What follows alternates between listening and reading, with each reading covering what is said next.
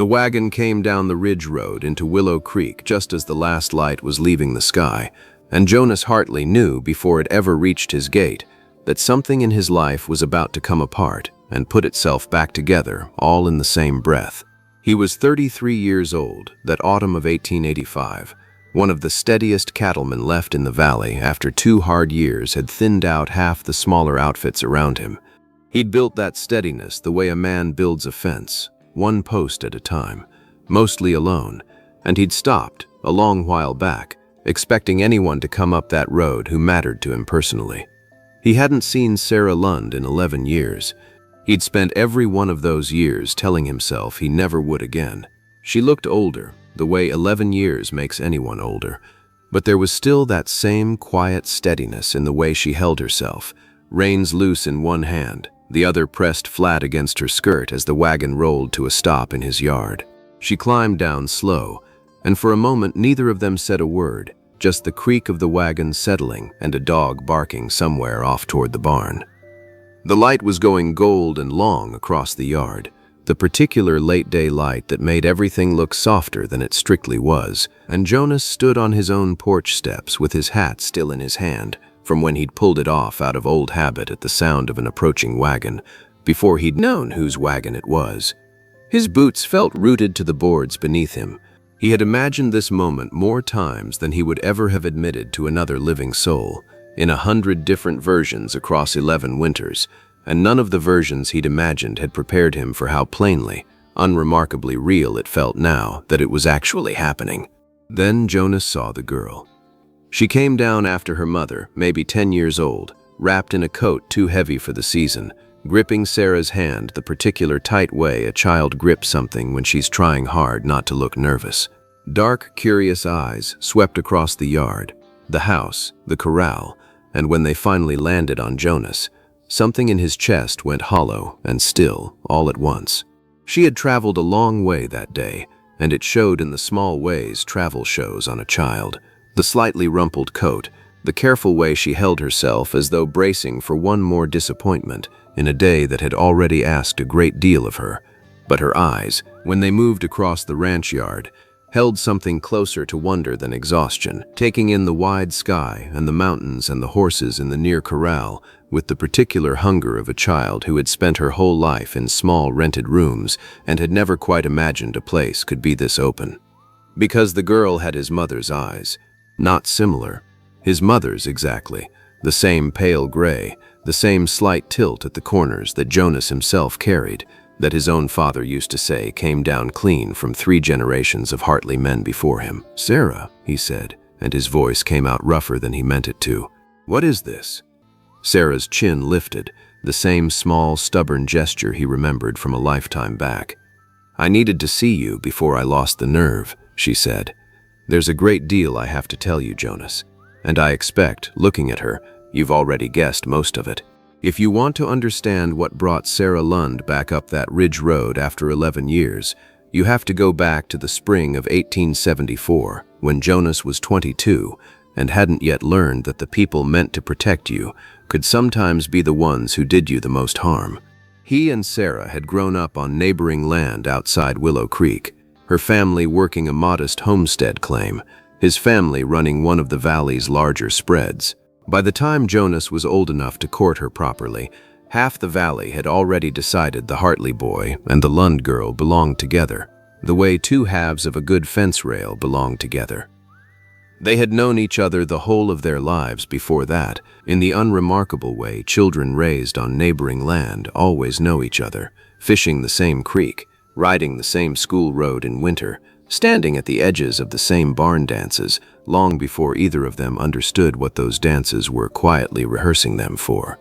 Sarah had a way, even as a girl, of naming things plainly that other people talked around, and Jonas had loved that about her long before he had the words to call it love, only the certainty that he wanted to keep hearing her say things plainly for the rest of his life. He asked her down at the creek crossing where they'd played as children, on one knee in the mud without a thought for his good trousers, and Sarah said yes before he'd finished the whole question. What Jonas didn't fully understand, not then and not for 11 years after, was that his own mother, Agnes Hartley, had never once approved of the match. Agnes was not, in her own mind, a cruel woman. That matters, because it's closer to the truth than the simpler version of this story usually allows. She had watched her husband build the Hartley name into something respected across 3 counties, and she could not bear the thought of that name marrying into a family one bad season away from losing their claim entirely. She told herself she was protecting her son from a mistake he was too young and too in love to see clearly. 3 weeks before the wedding, Agnes did the quiet, patient work of a woman who believed absolutely that she knew better than everyone around her. She had spent those 3 weeks watching preparations move forward with a growing, private dread she confided to no one, not her husband, not her sister, not the minister who would eventually perform a wedding she had already decided, in her own mind, must never actually happen. She told herself repeatedly that a mother's instincts about her own child's future carried a weight other people's opinions simply couldn't match, and that the discomfort of what she was about to do was simply the cost of loving her son more carefully than he was currently capable of loving himself. She intercepted a letter Sarah had written to her own cousin in Bozeman, full of small wedding plans, and replaced it with one suggesting Sarah had grown restless, had caught the eye of a merchant's son in the city, and meant to break the engagement quietly rather than face Jonas directly. She showed a version of that story to Sarah's parents too, claiming she'd heard, through people she trusted, that Jonas had gotten cold feet about marrying into a family with no land to bring to the union. The forgeries themselves had taken her the better part of 2 evenings, practicing Sarah's looping hand from old correspondence until she could reproduce it convincingly enough, and practicing too the particular careful cruelty of choosing exactly which fears to plant in each letter, tailored precisely to what she knew each family already quietly worried about. She told herself this care was evidence of how seriously she took the responsibility, rather than evidence of how thoroughly she had already decided to do something she knew, somewhere beneath all her careful justifications, to be deeply wrong. Neither Jonas nor Sarah ever heard the truth. They heard only Agnes Hartley's careful lie, cut 2 different ways, each one built exactly to keep 2 young people apart, and believing it was nobody's doing but their own. Sarah left for her cousin's house in Bozeman within the month, heartbroken and certain Jonas no longer wanted her. Jonas rode to the Lund homestead the day he heard she was gone, and got nothing from her frightened, grieving parents, but a story about a change of heart that never sat right with him, though he had no proof of anything else, and eventually, painfully, made himself stop looking. He had not given up easily, whatever the years that followed might have suggested to people who only knew the settled, steady version of him. He had written twice to the Bozeman address he'd been given, letters that went unanswered because Sarah's cousin, following instructions Agnes had carefully arranged through a mutual acquaintance, had simply never passed them along. He had even ridden the distance himself once, that first autumn, only to be told by a cousin following her own careful instructions that Sarah did not wish to be found, a lie delivered with enough conviction that Jonas had finally, exhausted and heartbroken, believed it. He built his own life instead. He worked the Hartley land until it was unquestionably his own, married no one in all those years despite more than one hopeful family in Willow Creek angling a daughter his way, and let people believe he'd simply decided marriage wasn't a road he meant to travel. Those 11 years had not been easy ones for Montana ranchers generally. 2 hard winters in particular, thinning out smaller outfits across the valley, the way a bad season always did, and Jonas had thrown himself into the work with the particular ferocity of a man who needed his hands too busy to leave room for his mind to wander back toward a spring he'd trained himself not to think about directly. He expanded the herd carefully, bought 2 failed neighboring claims at fair prices rather than the desperate ones some men offered, and built a reputation across 3 counties as a rancher whose word could be trusted absolutely, a reputation he privately suspected was easier to earn from cattle and land than it had ever been from the one person whose trust had mattered most. What none of them knew was that he still kept, folded in his desk drawer, a single photograph of Sarah taken the summer before it all came apart. He took it out most often in deep winter, when the work slowed enough to leave a man alone with his own thoughts for the first time in months, and he had never once, in 11 years, managed to look at it without wondering what exactly he had failed to do, some conversation he should have pushed harder for, some question he should have asked twice instead of once, that might have kept her from leaving at all. Sarah, 3 counties away, carried a heavier secret than heartbreak alone. Within 2 months of reaching Bozeman, she understood she was carrying Jonas's child, conceived in the last tender weeks before Agnes Hartley's lie tore them apart. She raised the girl, Ruth, alone in a small rented house, telling neighbors she was a young widow, believing, because Agnes's lie had been so carefully built, that Jonas had simply stopped wanting either of them. Those years had taught Sarah a particular kind of quiet endurance, taking in sewing work to make ends meet through the leanest winters, learning to stretch a small income across a growing girl's needs, learning, too, the specific loneliness of raising a child alone in a town where everyone believed a story about her that was not, in its most important particular, actually true. She had thought, more than once, about writing to Jonas directly, laying the whole truth out plainly and letting him decide what to do with it. But the shame of what she believed to be his rejection had made the thought of his silence, confirmed in his own handwriting, feel like more than she could bear on top of everything else. She had built, instead, a small, steady life around Ruth, teaching her to read early and well, telling her stories on hard nights about a father who had loved her before she was ever born, careful never to say anything unkind about a man Sarah herself did not fully understand, only that something had gone wrong between them that she had never managed to make sense of even after 11 years of turning it over. She hadn't come back only to tell him the truth, though. She'd come back because the small rooming house where she and Ruth had lived for years had just changed hands, the new owner unwilling to rent respectably to an unmarried mother, and because Ruth, old enough now to ask hard questions, had finally asked the one Sarah could no longer avoid answering, who was her father, and why had they never once gone looking for him. On the porch that first evening, Sarah drew out a small tarnished pendant on a worn cord, the one Jonas had given her the night he proposed, engraved with both their initials. "You kept it," Jonas said, something catching hard in his throat. "I kept everything," Sarah said. "Every letter you ever wrote, before it all stopped. This, and her." She reached into the wagon's small trunk and drew out a bundle of letters tied with faded ribbon, holding them out to him with hands that were not quite steady. "I've read these more times than I could ever count," she said.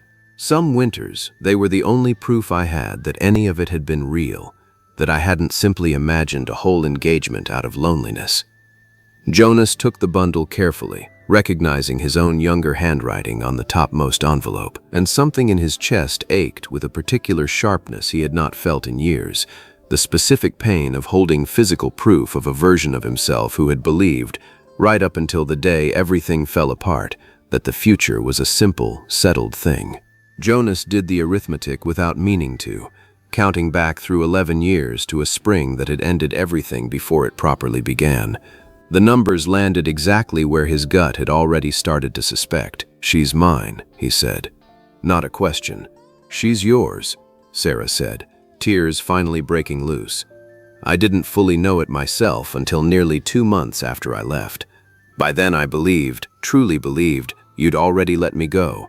What Jonas didn't yet understand was that the woman responsible for that belief was sitting not 400 yards away, in the same house she'd lived in for 40 years, and had spent 11 of those years carrying a guilt she had never once found the courage to set down. Agnes Hartley heard about the wagon within the hour, the way everything in Willow Creek eventually reached her. She did not come to the ranch that first evening. She sat instead in her own kitchen, with her hands folded tight in her lap, listening to the particular silence of a lie about to run out of places to hide. Word moved through the valley the way it always did, and within days the Reverend Alden Cole, a decent but rigidly proper man who ran the town's only church and, unofficially, a good deal of its moral opinion besides, called on Jonas directly. An unmarried woman returning with a child, he said carefully, raised questions the town would need settled plainly, one way or another, before it could offer her and the girl a proper place among decent folk. He did not say it unkindly. He said it the way men of his position said such things, believing themselves reasonable, believing the weight of it fell fairly on everyone involved. Reverend Cole had known the Hartley family for 30 years, had baptized Jonas himself as an infant, and clearly believed he was doing his old friend a service by raising the matter directly rather than letting the town's whispers do the raising for him.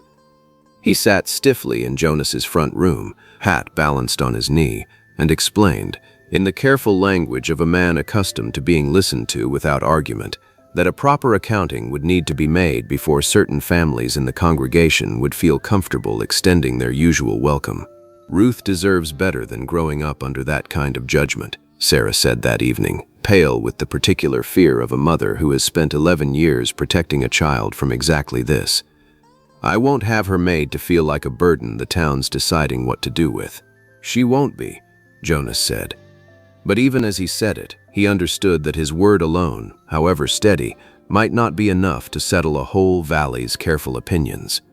It was Agnes, in the end, who settled it. She came to the ranch on the 4th day, walking the whole distance herself rather than take the buggy, and stood at the bottom of the porch steps the way Sarah had stood there days before, hands pressed flat against her skirts.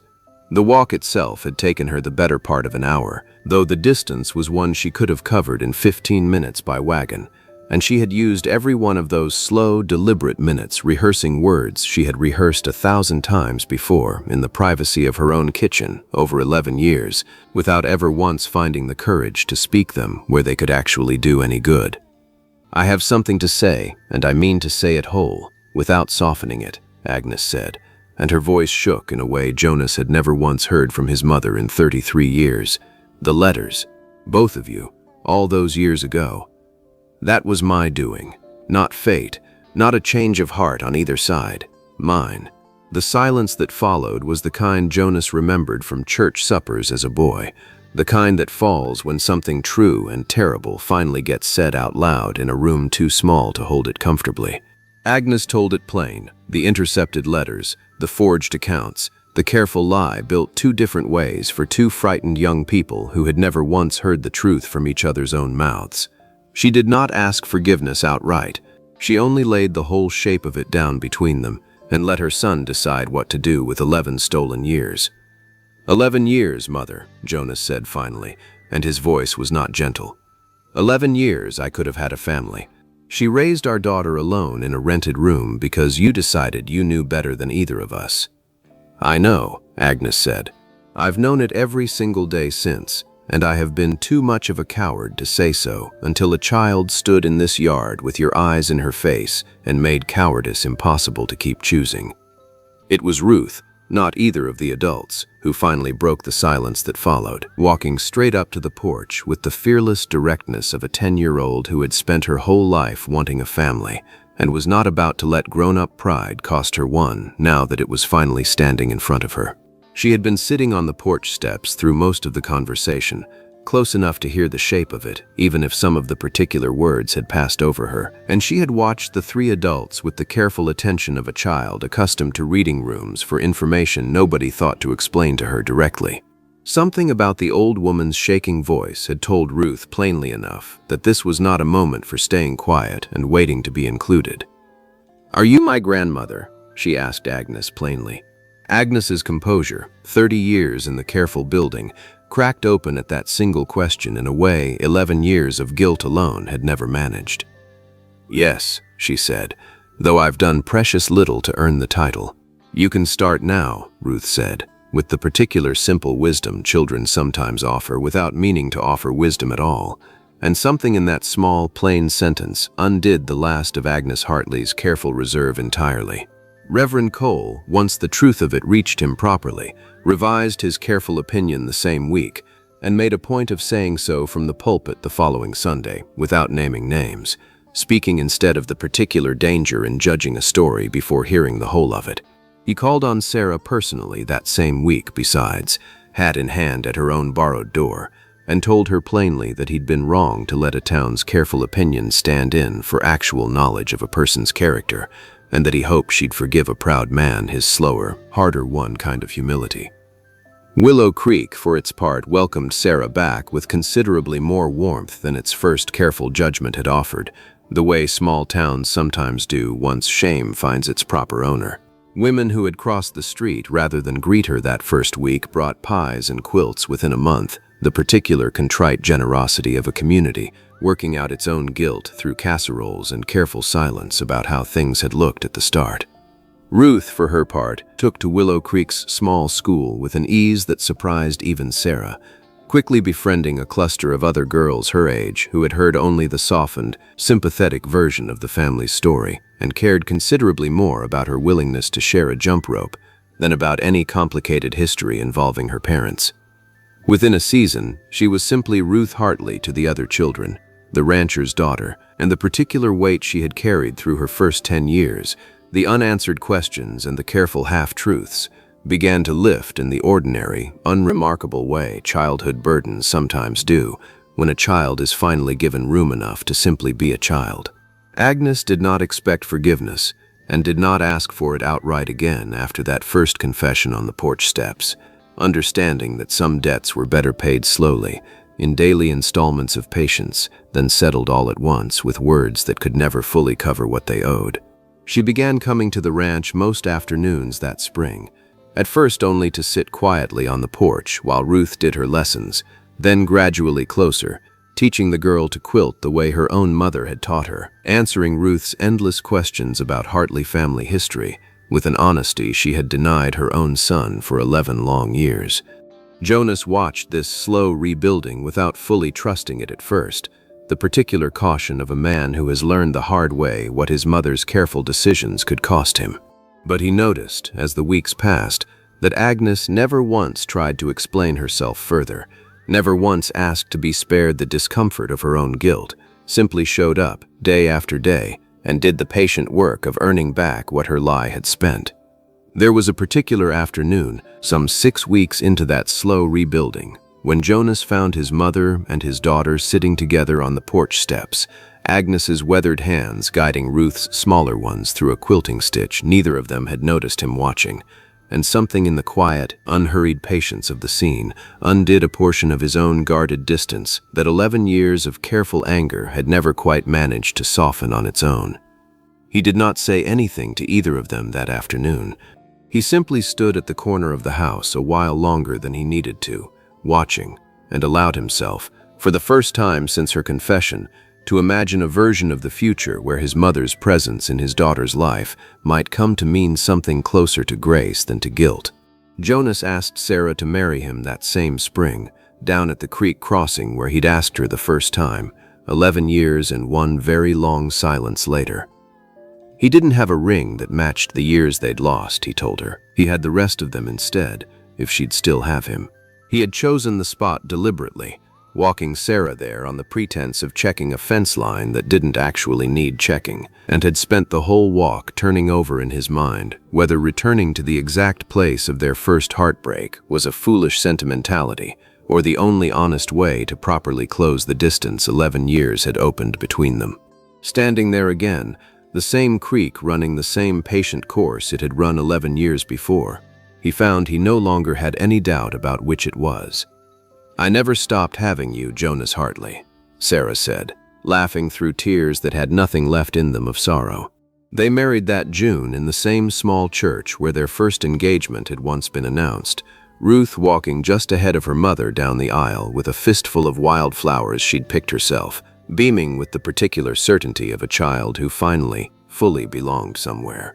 Agnes sat in the front pew and cried without trying very hard to hide it, and spent every Sunday afterward, for the rest of her life, making up in patient grandmothering what she could never fully make up in anything else. Old Otis Reyes, who ran the mercantile and had known both families the better part of 40 years, stood at the back of the church with his hat pressed over his heart and told anyone who'd listen afterward that he'd witnessed a great many weddings in that building and none that felt quite so thoroughly, deservedly earned as this particular one.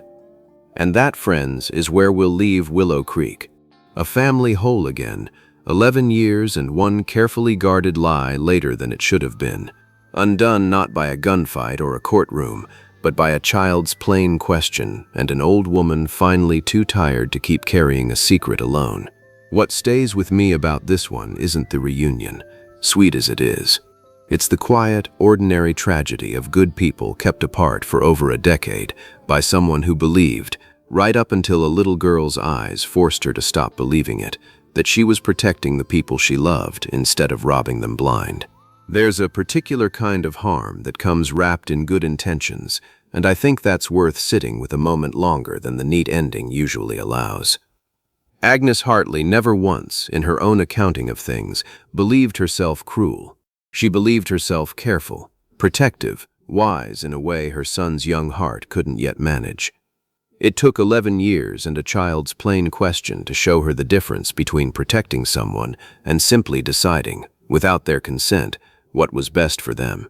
That's a distinction worth carrying further than this one story, I think, because it rarely announces itself plainly in the moment it matters most.